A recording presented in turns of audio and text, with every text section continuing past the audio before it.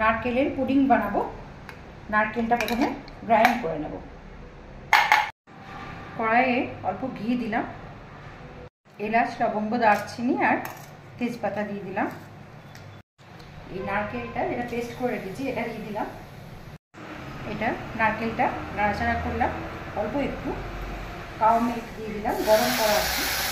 নারকেলের দুধ দিয়ে দিলাম, একটু পাউডার দুধ দিলাম, মতো চিনি দিলাম।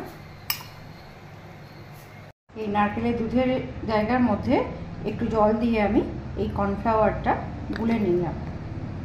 এটা আমার যখন অনেকটা হয়ে এসছে তখন আমি এই কর্নফ্লাওয়ার গোলা জলটা দিয়ে দেবো, দিয়ে নাড়াতে থাকবো।